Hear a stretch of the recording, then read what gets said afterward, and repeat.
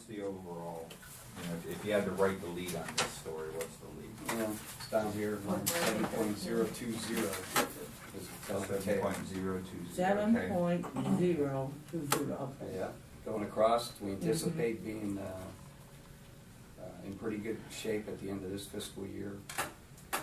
2012, decent, and then after that, when the stimulus goes away, the second round of stimulus is built into the fiscal year 2012, which is 3.48 million. You can see the effect when we are all done with stimulus. Sometime in 2013, we're going to go into the negative. If we maintain everything that we currently We're have. back in public session. We're opening our public session with the discussion of the public engagement from public engagement strategist Courtney O'Callahan.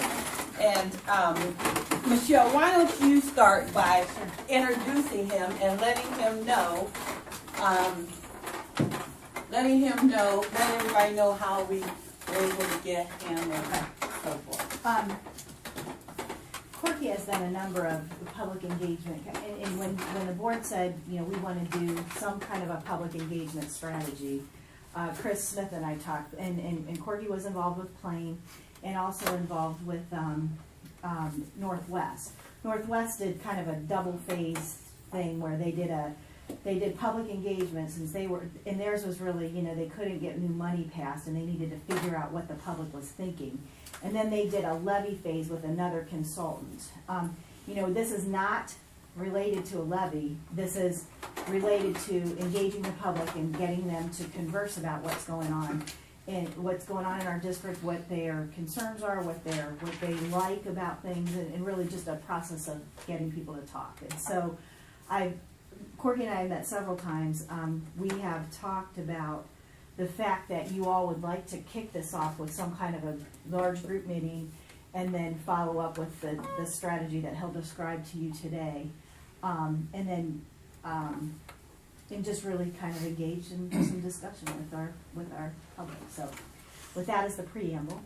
Okay, I would just say that Michelle and I have talked also, and I'm not sure it's the feeling of the entire board that we want to do that based on, a big public thing. It was my... Okay, sorry. Look, first of all, thank you. And let me start by saying engagement right here.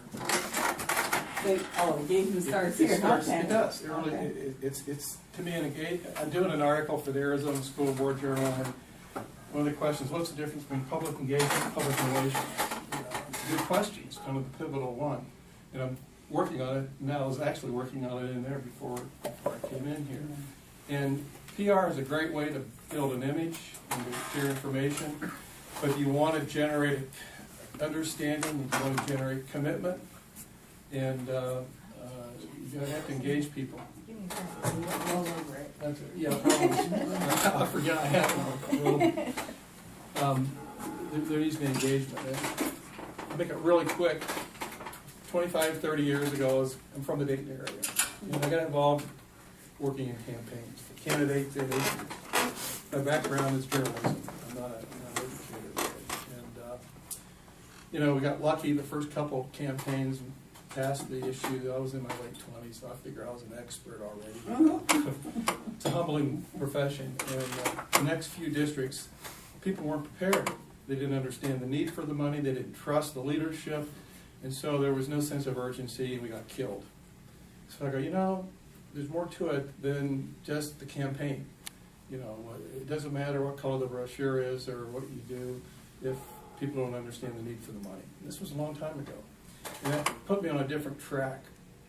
And over the years, I get asked to come in to help pass levies because that's where all the pressure is. But where all the work gets done is before you decide to go on the ballot. And sometimes that's kind of hard to sell, because we're used to the other way. And I was thinking something here to kind of put this in perspective.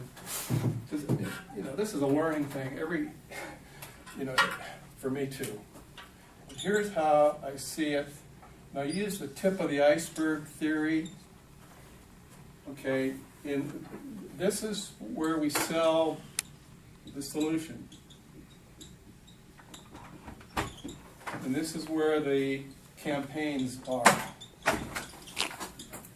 And I think this is where a lot of people get started, and they try to sell the solution to a problem that the community doesn't understand. And so what I've been doing for the last 20 years has been working in here, and I'll use the word sell because it's, it's what we're used to. This is where we sell the problem. This is where we build understanding and create a sense of urgency. We've got a situation here we have to deal with because it's having a negative impact on the school. And this takes time to do this. Once the community understands the need, the solution makes a whole lot more sense. And so this is where all the heavy lifting gets done. And over the years, working with superintendents and boards, it certainly hasn't been me. It's been a collaborative thing. This is where the engagement strategies, working with key leaders in the community, framing the situation. And I use the word PowerPoint in a minute, but don't overreact to what that is or what it is. It's just a way to put create the story, because people understand stories. When you throw out loose information, it's hard to kind of understand where it all fits. When you create a story about what's going on, then it's easier for people to understand. And so this is where we kind of frame the discussion that we need to have, where we talk about the need. Here's where we communicate with key community leaders. I'm talking about hundreds of people in the community who have influence over public opinion, because I believe that the community grapevine rules the day. The word on the street is what people really believe and what they trust. So once your situation gets on the street the right way, the way it really is, then you're on your way to a solution.